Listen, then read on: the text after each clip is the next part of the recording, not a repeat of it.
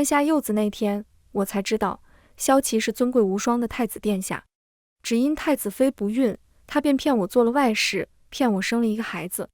他将孩子报给太子妃，玉儿需要一个显赫的母家，你一介孤女，封为侧妃已是天恩。玉儿长大后指着我大骂：坏女人，你为什么总想把我从母后身边抢走？我受了刺激，大病一场，醒来后忘记了所有人。后来萧齐将玉儿送到我眼前，求我亲近她，我却满眼陌生。这是谁家的孩子？快送回去吧，待会儿他的母亲要着急了。帝王失魂落魄，口中涌出鲜血。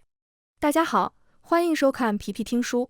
我跪在三伏烈日下，汗水模糊了视线，训导嬷嬷厉声道：容妃娘娘，您再跪直些，您出身乡野，不懂规矩，皇后娘娘此举也是为了您好，免得将来上不得台面，贻笑大方。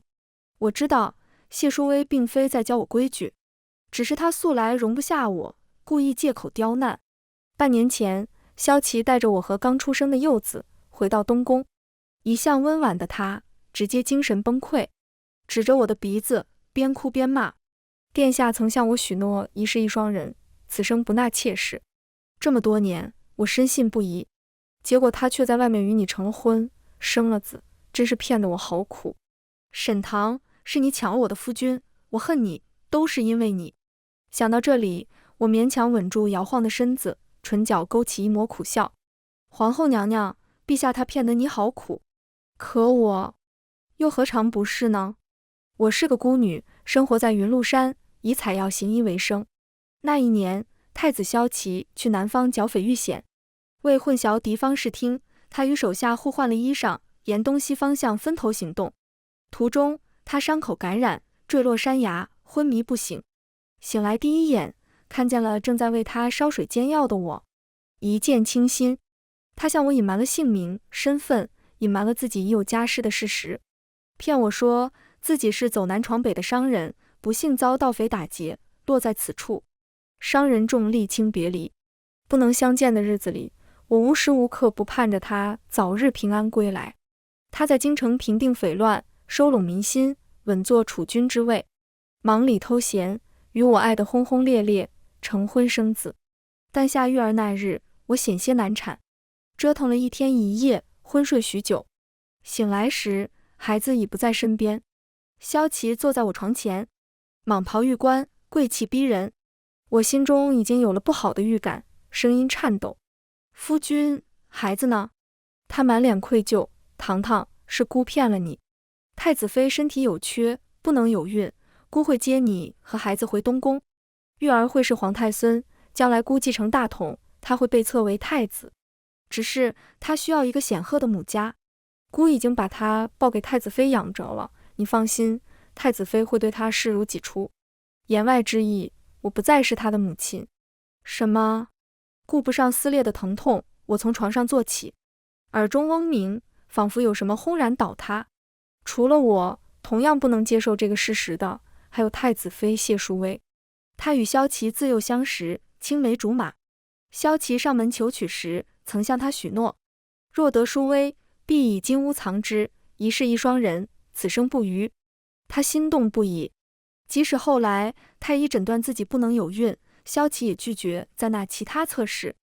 一时间，世人纷纷赞叹太子殿下深情专一，是个痴情种。只是没想到，如此深情专一的夫君，会突然从外面带回来一个女人，一个孩子。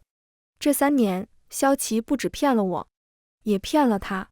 从坤宁宫罚跪回来，我累得不想梳洗，拖着疲惫的身子，径直瘫倒在榻上，不一会儿便睡着了。夜半，我在梦里哭得喘不过气。这大半年，旁人羡慕我的好命，从孤女一跃成为太子侧妃，再到容妃，平步青云。可我过得并不好，难产落下的病根，夫君谎言的打击，骨肉分别的伤痛，常常神思恍惚，梦魇缠身。不知道有多少个像这样的日日夜夜，哭着睡去，哭着醒来。朦胧中有人轻轻摇晃我的肩膀：糖糖，糖糖。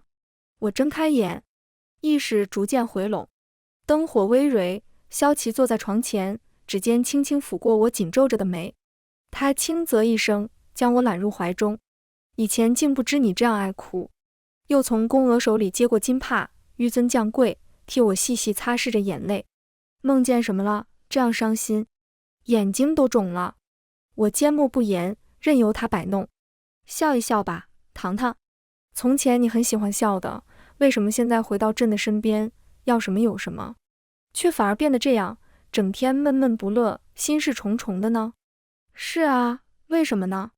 我费力地牵起唇角，扯出一个比哭还难看的笑，只想快点把他打发走。萧琪只得作罢。片刻后，闲聊似的跟我讲起，朕前些日子去了皇后宫里，奶母说玉儿很喜欢朕，平时别人抱她，她又哭又闹的，朕一来，她就不闹了，还对着朕笑。说着说着，她笑了起来。你是不知道，玉儿笑起来啊，嘴角两边也有酒窝，跟你一模一样。听到这里，我眼底的情绪终于有了一丝波澜。把孩子还给我。我说，你不是说我整日闷闷不乐吗？把孩子还给我，我就笑给你看。萧琪愣怔半晌，轻叹一声，糖糖，别为难朕，朕什么都能答应你，唯独这件不行。好啊。我话头一转，那你废掉皇后。他突然发火。沈棠，注意说话的分寸。眉眼冷厉，十足的皇帝派头。我就知道，从前我们爆发过无数次争吵。我哭着问他，为何要骗我，为何推我上风口浪尖，成为世人眼中自甘下贱的外室，现在又不得不屈居人下，困于深宫。明明我是以妻子身份嫁给他的，那时他的回应也如今日这般。够了，你一介孤女，封为侧妃已是天恩，还有什么不满足的？你到底要闹到什么时候？说罢，甩袖便走。我环视着空荡的宫殿，最后缓缓蹲下，环抱膝盖，蜷缩成一团。是啊，没什么不满足的。第一次见到我的孩儿，是在他的周岁宴上。萧琪说的没错，他笑起来的两个酒窝，确实像我。可他是对着谢淑薇笑的。他正是牙牙学语的时候，窝在他怀里，含糊地叫着娘亲母后。谢淑薇在他脸上亲了亲，笑逐颜开。萧琪也凑过去，逗得他一声一声地叫着父皇。唯我一人坐在席间下手，旁观着他们的热闹。平心而论，谢淑薇讨厌我，但她确实是位合格的母亲。玉儿身上的衣裤鞋袜，一针一线，全部出自她之手。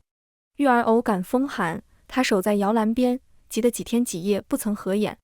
玉儿叫的娘亲，第一句每一句都是在叫她，叫的那样甜，心底一阵钝痛。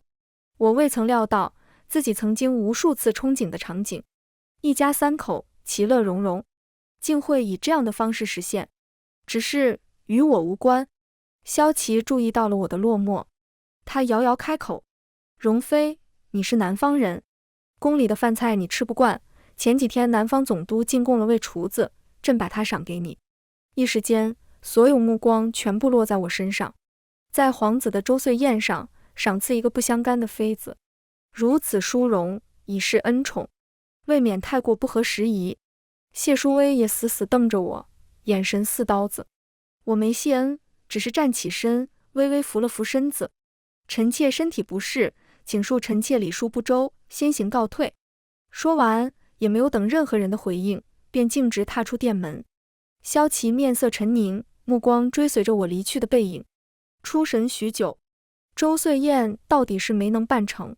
宴会进行到一半，玉儿忽然呕吐，高烧不退，太医院上下皆束手无策。后来有巫医接了皇榜，进宫诊断，禀陛下、娘娘，小殿下生了一种怪病，此病只要5年内不再发作，便再无后顾之忧。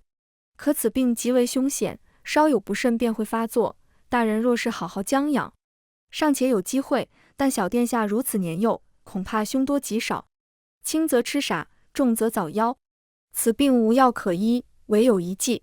谢淑薇擦了把眼泪，急道：快快请讲，多少银子本宫都给。巫医叹了口气，思虑再三，道：此计为以命换命，南疆有蛊术，采集指尖鲜血，绘制成符，烧灰化水，在符水中饲养蛊虫，7日7夜，炼成换命蛊。血脉亲缘之人服下蛊虫，方可以命换命，永绝后患。萧齐是皇帝，是不可能冒此风险的，所以能跟玉儿换命的人只有我。是夜，谢淑薇在海棠宫里哭成了泪人。求求你，沈棠，求求你救救她！我不能生育，所以待玉儿如亲生一般。我恨不得自己去服下那只蛊虫，可是能救她的人只有你。我知道自己从前苛待了你，你怨我恨我都好，但是孩子是无辜的。他说着，扑通一声就跪了下去。我将他扶起，眼眸低垂，皇后娘娘，我愿意的。5年而已，我受得住。况且那是我的孩子，我愿意的。玉儿被送回了我身边，她被养得很好，白白嫩嫩，软软的一团。针尖刺破手指取血时，我的心也跟着揪了一下。她痛得直哭，我将她抱过来哄。这是我第一次抱她，动作生疏，手脚僵硬。玉儿，我是你娘亲，乖，叫我一声娘亲好不好啊？她看着我这张陌生的面孔，哭得更凶了。天崩地裂，地动山摇，手脚并用，挣扎着想从我怀里挣脱出来。我手足无措，只能将她还给熟悉的奶猫。一连几日，皆是如此。只要我一靠近，她闻到我身上的气息，就会哭得厉害。莫大的难过和委屈涌上心头。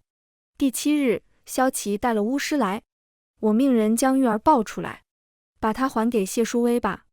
萧齐疑惑，糖糖，你不要她了吗？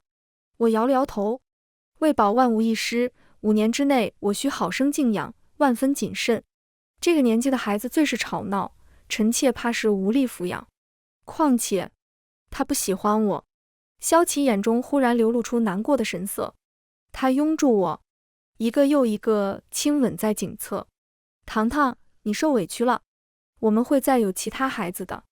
蛊虫钻入肌肤下，吸食血肉，啃噬经脉。我痛得意识模糊，冷汗一遍又一遍浸透衣衫，可那痛却不及亲生孩子将我反手推开时心中伤痛的1/1000。我被封了贵妃，这些年我在海棠宫静心安养。刘花总劝我出去走走，可我却提不起精神。日子过得4平8稳，还算不错。玉儿被册封为太子。6周岁时，萧齐命他拜杨太傅为师，入文渊阁读书。听说他很聪慧，我突然很想见他一面。在小厨房准备点心时，刘花欢欣雀跃地帮我打下手。娘娘终于肯出门了。这道蟹黄卷虽然做法复杂，但是太子殿下最喜欢了。我等在他下学的必经之路上，此刻还没到落日的时分，天色便已完全黑了。黑云沉沉，风雨欲来。等了很久，终于等到玉儿的身影。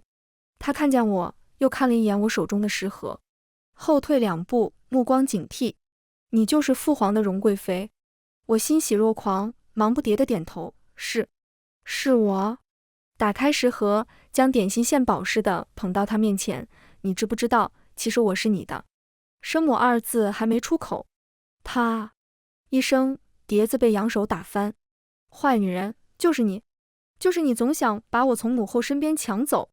心跳猛地一沉，他将点心扔向我。你走，坏女人，我不吃你的东西。6岁的孩子没有分辨是非的能力，自然是别人教什么他就说什么。谁教他的？荣贵妃。巧玉，你也在这里啊？谢淑薇从黑夜中走来，她是笑着的，可眼底却不见一丝温度。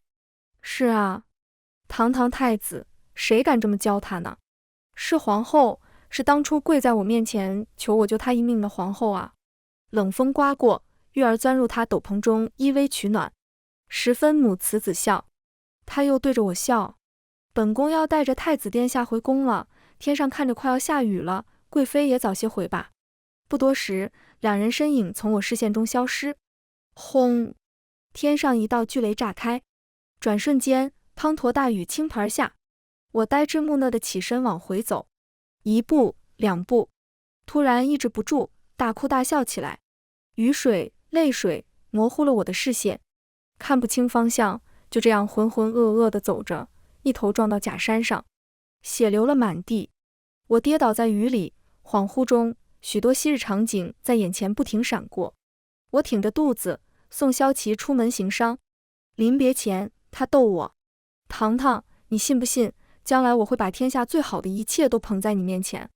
我摇摇头，我不要泼天的富贵，我只要你保重。他笑得开怀，将我揽入怀中。得妻如此，夫复何求？可妻是假的，我成了插足一世一双人，被天下人唾骂的外室。我的孩子从一出生就被抱给别人，母子不能相见。为何我深爱的人却要这样骗我？骗得我好苦啊！身上衣裙被雨水浸透，寒意彻骨，我蜷缩成一团，止不住地打哆嗦，体温在一点点流失。忽然有人将我拦腰抱起，他轻拍着我的脸，焦急道：“糖糖，你醒醒，糖糖！”一群人开始忙碌起来，灌药的灌药，扎针的扎针。不知过了多久，我掀开沉重的眼皮，陌生的房间，还有陌生的人。我努力试着回想自己为什么会在这里，可刚一试探，便头痛欲裂。那人满眼关切，伸手来探我的额头：“糖糖，你还好吗？”我向后一躲，怯怯开口：“这里是哪？还有你是谁？”我百思不得其解。明明我睡前还是在山上，怎么醒来就来到了宫里？怎么成了妃子？见我如此反应，男人怒不可遏：“去把皇后和太子叫来！”雷声滚滚，雨势越来越大，嘈杂雨声中夹杂着男人的怒吼：“大胆逆子！那种混账话怎么能从你的嘴里说出来？”孩子被他吓得哭起来，女人跪行上前，将孩子护在身后，抓住他衣袍一角，连声哀求：“陛下，陛下！是臣妾心胸狭隘，对贵妃心生妒意，一时糊涂，才会教他说那些话的。都是臣妾管教无方，陛下请宽恕育儿，要罚就罚臣妾一人吧。”男人怒火未消，可他终究是舍不得对自己的孩子动手，于是啪的一声脆响，耳光结结实实落在女人脸上。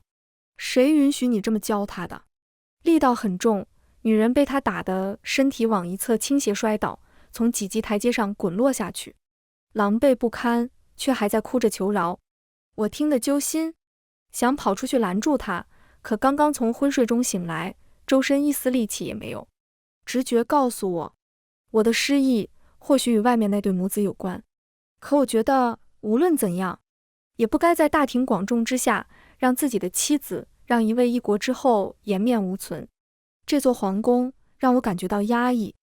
关于萧琪，我在脑中搜寻不到任何与他有关的记忆，可人人都告诉我，我要对他百依百顺，要敬他爱他。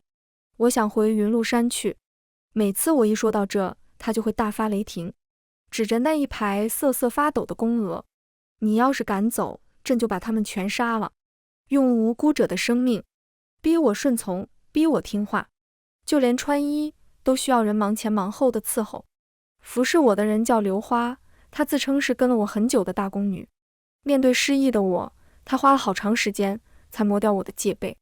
刘花弯腰替我整理好腰带和配饰，又蹲下身抚平裙摆上的褶皱。我低头看见自己腰上系着一枚香囊，上面绣着一只玉箫，布料粗糙且老旧，表面磨得发毛，与一身华贵的绫罗绸缎极其不相符。我问：“这是什么？”“这个啊。”刘花抬起头：“是娘娘亲手绣的，从前日日都要戴着。”我皱着眉，反反复复打量，可无论如何也想不通，自己为什么会做这个丑东西，还要天天戴着。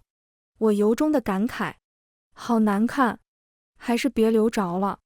随手一扔，将香囊丢进燃烧正旺的炭盆中。刘花尖叫一声：“娘娘，不行啊！”她想要抢出来，可始终还是慢了一步，只能眼睁睁看着它被火蛇吞噬，不一会儿便化为了灰烬。萧琪今日照例来看我，问问我的病情。他走近时，目光偶然扫过我空空荡荡的腰间。“香囊呢？你腰上的香囊呢？”“烧了。”我理所当然地回答他。“太丑了，我看着不顺眼，就烧了。”他从里怀掏出另一只香囊，上面的花样是海棠。糖糖，这是你当年送给朕的定情信物，你连这个都不记得了吗？从前你只会采药煎药，从没碰过女工，为了朕，你偷偷苦练了很久的刺绣，几根手指上被针戳的全是伤口，折腾了2个月才得了这么2只。他的语气中带了几分质问和指责。这么重要的东西，你怎么能说烧就烧呢？曾经的我真的有那么爱他吗？或许是吧，但现在我面对着他，心底生不出一丝一毫的爱意和欢愉。我平静地摇头否认，不记得，那就说明不重要。东西如此，人也是如此。萧琪沉默片刻，读懂这话中的几分深意，突然变得暴怒。太医，去叫太医来，务必要把贵妃的失忆症治好。我后悔了，当初要是克制住冲动，把那丑陋的香囊留下，他也不会像现在这般疯癫。掐着我的下巴，把一碗又一碗苦涩的汤药灌入喉咙。我生理性的反胃，吐了个干净，再灌再吐，反反复复，胃部传来阵阵灼烧般的痛感，折腾得翻天覆地，排山倒海，可半分效果也无。太医不行，他又去找巫医。巫医是南疆人，此去路途遥远，一来一回，路上花费了2个月，一路舟车劳顿，到了京城，还未来得及整顿休息，便被人匆匆带进宫中面圣。他听完前因后果，号着我的脉，表情凝重。娘娘身体康健，当年蛊虫也早已消散，并不会产生影响，只是……萧琪催促道：“那是因为什么？快说！”巫医缓缓吐出几个字：“心病难医。”娘娘就是曾经心中太过执着于一些东西，某日信念崩塌，造成的打击太过沉重，身体产生应激反应，才会出现如今的失忆之症。常言道，解铃还须系铃人，心中执念便是症结所在。若能解开心结，想必娘娘的病自然而然就会好了。巫医走后，萧琪撑着头，冥思苦想许久。突然，他将我用力扯入怀中。对不起，对不起，这些年，朕以为用名位和荣华富贵便能补偿你，却不知你心里竟是这样的苦。温热的眼泪一滴又一滴落在肩头，我感觉别扭，想躲开，可却被他反手抱得更紧。糖糖，你等等，再等等就好了。他嘴里说着莫名其妙的话。你不是最在意玉儿了吗？你放心，朕会让她回到你身边，正妻之位，朕也给你。言辞恳切，好似下定了决心。可纵使谢淑薇有错，又多年无所出，但他身后还有庞大的家族撑腰，位高权重，根深蒂固。皇后之位，岂是说废就废的？萧琪在等一个契机，所幸这个时机没有让他等太久。初秋时节，有人目睹到京城北郊凤鸣山一带有白鹿出没，是祥瑞之兆。白鹿是传说中只有君王贤明时才会下凡的瑞兽。萧琪大喜过望，立刻下旨准备行猎。我身体很差，太医说经受不起劳碌奔波，可他还是执意要带上我。这样百年难遇的大吉之兆，朕想让你亲眼看看。他满眼兴奋，拉着我的手拍了2下。糖糖，没关系的，只要多带几个随行的太医，让他们轮班值守，小心照顾你的身子就是。太医满腹幽怨，深深地看了他一眼。很快到了秋猎那日，众人为争头筹，纷纷朝着传说中白鹿出没的方向寻去。我身体虚弱，本想回营帐中安生待着。糖糖，萧琪又突然点我，你跟着朕。他朝着与众人相反的方向行去。我叹了口气，慢慢跟上他。越往林中深处走，路越狭窄崎岖，我心中隐隐有些惴惴不安。变故就是在这时陡然降临的。树影摇晃，电光石火间，几名黑衣刺客出现在眼前，现场陷入一片激烈的打斗中。萧琪虽然只带了2名随行侍卫，可那2人武功高强，个个以1敌5。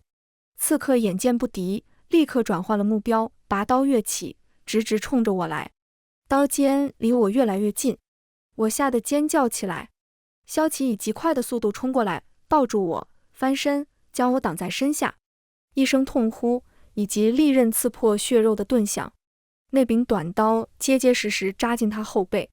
鲜血汩汩涌出，触目惊心。2名侍卫全部乱了手脚。传太医，快传太医！保护陛下，保护贵妃！我吓傻了，望着那处伤口，双目失焦。过度惊惧之下，连声音也发不出来。这几日舟车劳顿积攒下来的疲惫乏累，终于在此刻爆发。我软绵绵地栽了下去。在意识彻底消失的前一瞬，脑海中似乎有一些画面的碎片正呼之欲出，像被困在琉璃瓶中的蝶，振翅飞舞，挣扎着想要冲破牢笼。尘封已久的记忆忽然被撬开了一丝缝隙。皇帝遇刺虽不是致命伤，但足以在京城掀起一场腥风血雨。负责秋寿巡逻守卫的人正是皇后的兄长谢长营，他被押入大牢等候发落。整个谢家都被连坐，摇摇欲坠，山雨欲来。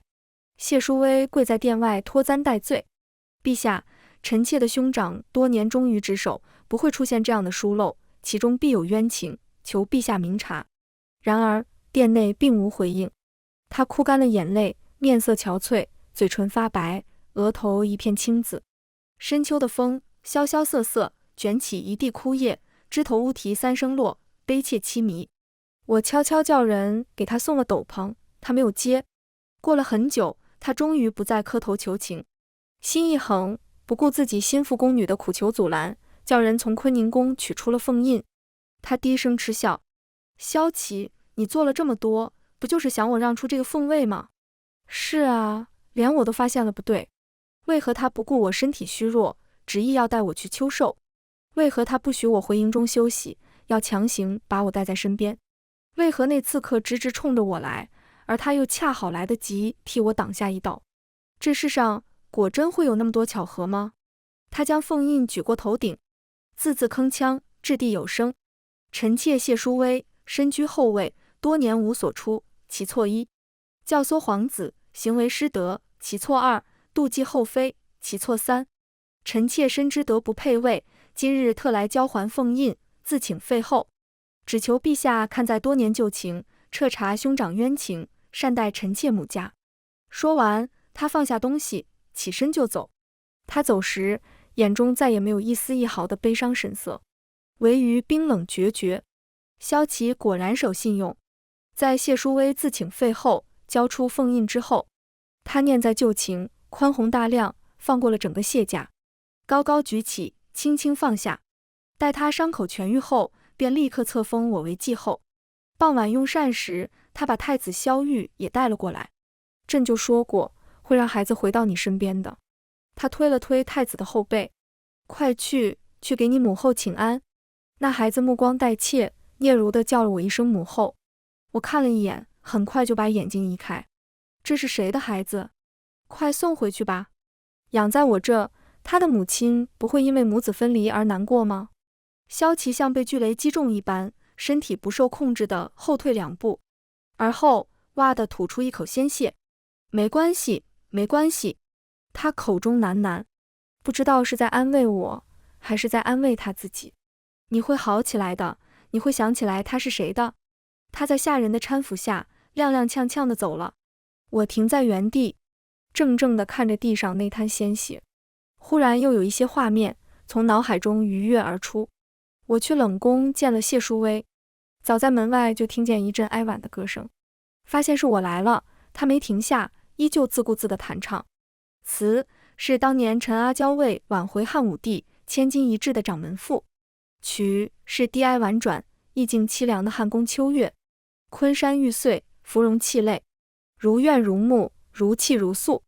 她当年定是京城最耀眼的女子，才色双绝，艳冠群芳，如今却被蹉跎多年，美人迟暮，名中蒙尘。一曲毕，她替我斟了杯茶。你我都是一样的可怜人，坐下来一起说会话吧。她整个人陷入一场遥远的回忆。我是家里唯一的女儿，父亲和兄长都把我捧作掌上明珠。我的前半生太过就是顺遂了，所以我才会那么傻，那么天真。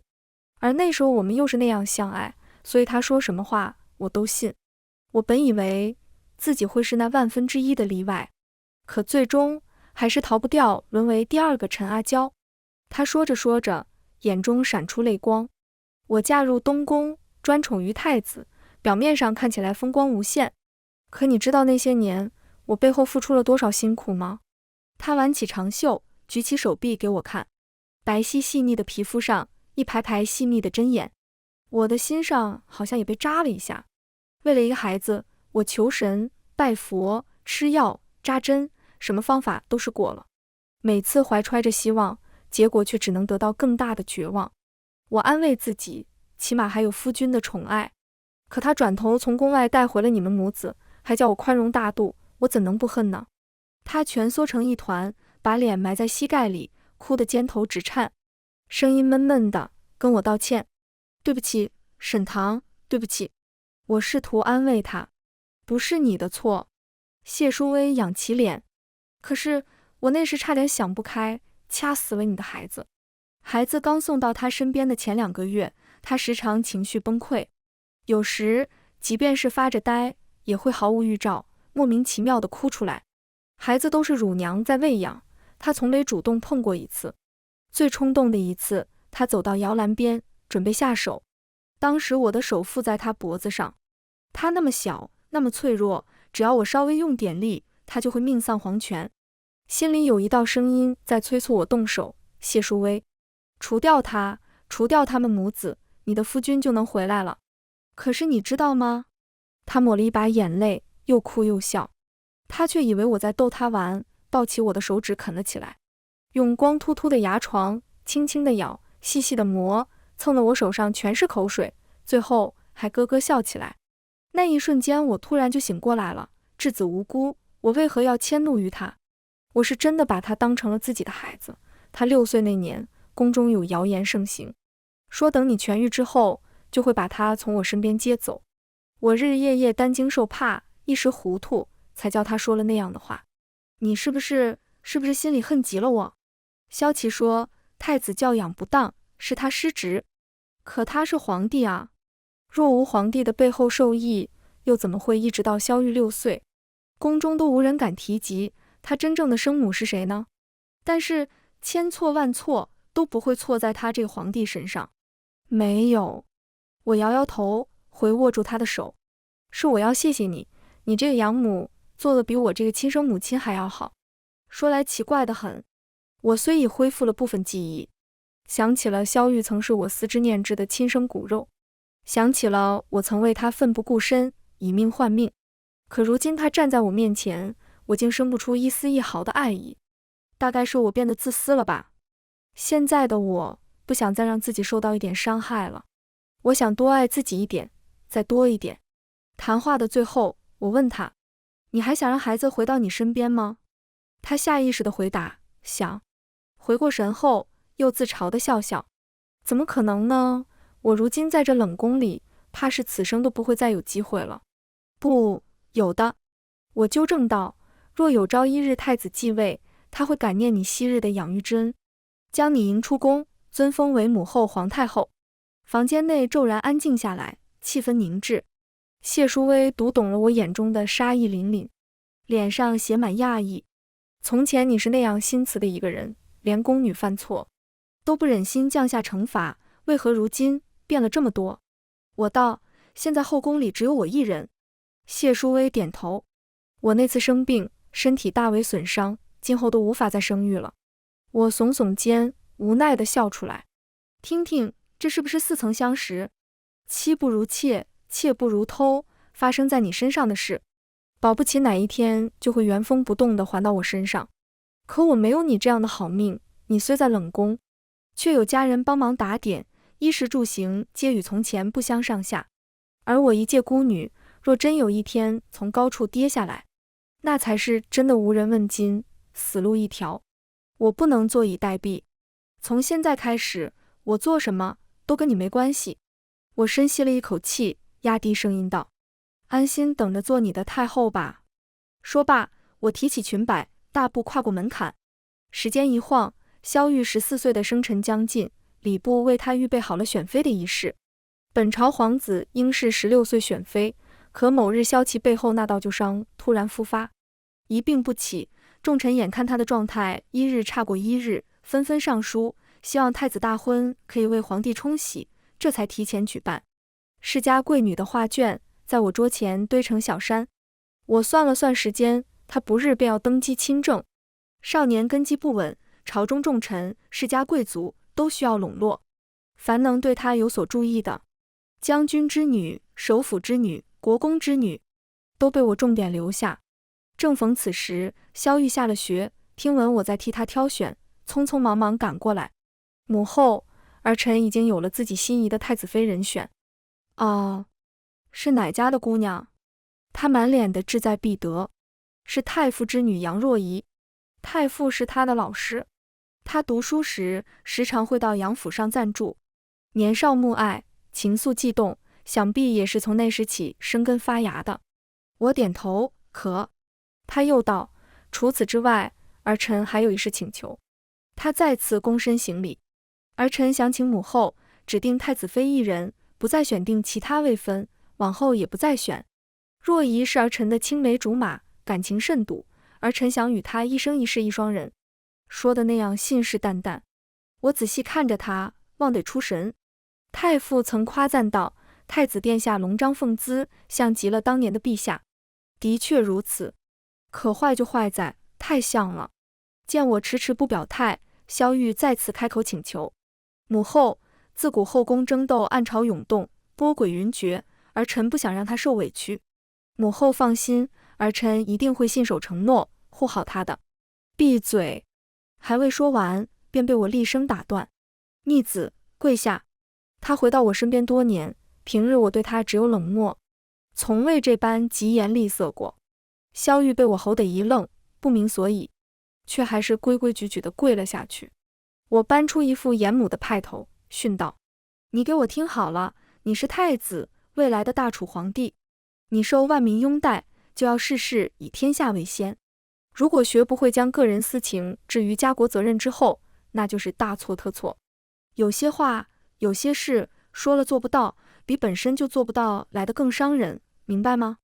萧玉似懂非懂地点点头。母后所言极是，儿臣受教了。可我知道，他根本没听进去。他是太子，他能接触到的必定是家族极其显赫的贵女。天下那么多女子，他又见过多少？凭什么就敢笃定此生唯一呢？我正在萧琪床前侍奉汤药，温柔细致，颇有耐心地一勺一勺喂给他。但这并不是他想要的。他想要我像曾经那样，对他满心满眼都是爱意。糖糖，他忽然感叹一声，皇后之位，朕给你了，孩子，朕也把他送回来了。你还有什么心结没解开呢？朕什么时候才能见到原来的那个你？哎，那真是可惜了。我遗憾地摇摇头，恐怕陛下再也看不到那一天了。萧琪疑惑不解，什么意思？一直以来，他都理解错了。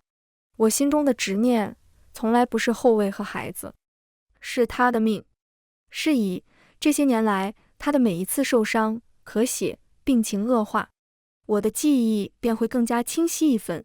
虽然未能完全恢复，但我还是想起了几件比较深刻的事情。第一次临终遇刺，我想起了他骗我当了3年外室。第二次宫中咳血，我想起了当年萧玉指着我大骂。所以这些年，我对太子始终不冷不热，并非我不知道他是我的亲生儿子，只是我不愿原谅他而已。萧琪听我讲完，直挺挺地躺在床上，喘着粗气。怎么会？怎么会？你为什么会恨朕？你最恨的人，难道不是谢淑薇吗？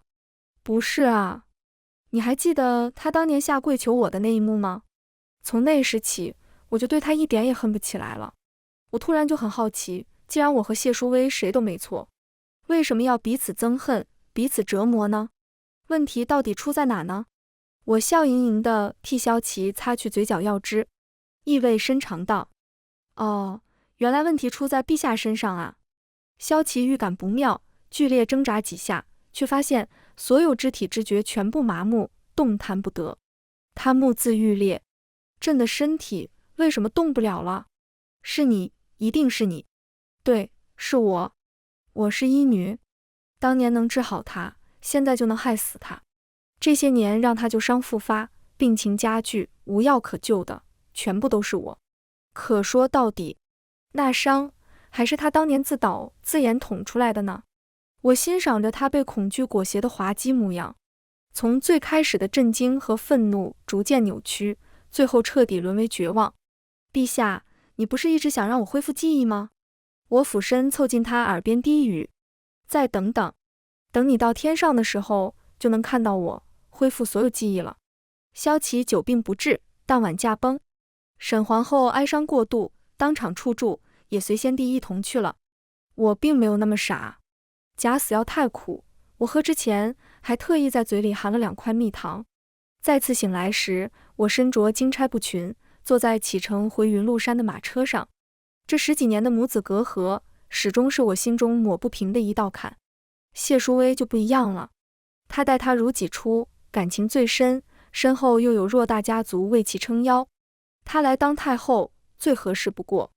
车程出发前，刘花追上来，求我带她一起走。我在云麓山的地并不多，带上她，多双筷子多张嘴，我担心自己养不起她。于是我翻来覆去地跟她讲道理。刘花，你已经做了我10几年的长侍宫女，如果留下来，将来便是宫里的第一把手，主子们随手打赏都是泼天富贵。可你要是跟了我呢，就只能每天过种地的日子，机会只有一次，你果真想好了？当年若无娘娘出手相救，奴婢便不会有今日。她眼中泛起晶莹，郑重磕了个头，笃定道：像娘娘这么好的主子，天下也只有一个，奴婢誓死追随。那年她在海棠宫当差，不慎染病，高烧不退，在房间里躺了几天。管事的婆子认定她在故意偷懒不干活，在她背上结结实实抽了几下，赶着她去上宫。宫女太监是不可以找太医看诊的。刘花是最低等的守夜宫女，没有钱，要么熬，要么死。半夜，我听到似有若无的啜泣声，发现她缩在门外瑟瑟发抖。你怎么了？她脸色红得异常，气若游丝，撑着身子跪伏在地。奴婢没事，都快神志不清了，还没事呢。我蹲下来，一把捞过她手腕。刘花身体虚弱，力气拗不过我，我的指尖搭在她脉搏上时，她整个人都在抖。她诚惶诚恐，嘴里不停絮叨：娘娘金贵，怎么可以给奴婢？我说，你要是到现在还想着主仆有别，那就听我的，不许再躲了。想起往事，我浅浅勾唇，看，这世上有良心的人还是挺多的。傻姑娘，我把身子往旁边挤了挤，让出一个空位。在宫外就别讲什么主子奴婢了，今后你叫我姐姐便好。萧玉和谢淑薇时常会微服出宫来找我小聚，他们每次来都要对着我一顿游说，想让我跟他们一起回宫去。我每次都拒绝。过了几年之后，萧玉变得很忙，他有了很多妃子，后宫里的孩子们每天都热热闹闹的，他这个做父亲的总有操不完的心，很难再分出时间和精力跑到这么远的山旮旯了。只有谢淑薇还坚持着来，坚持着想说服我回宫，我还是摇头。我和刘花在这里养了2只狗，1只猫，一群鸡鸭鹅，种了吃不完的瓜果蔬菜，有时还会下山一诊，实在是好到不能再好的日子。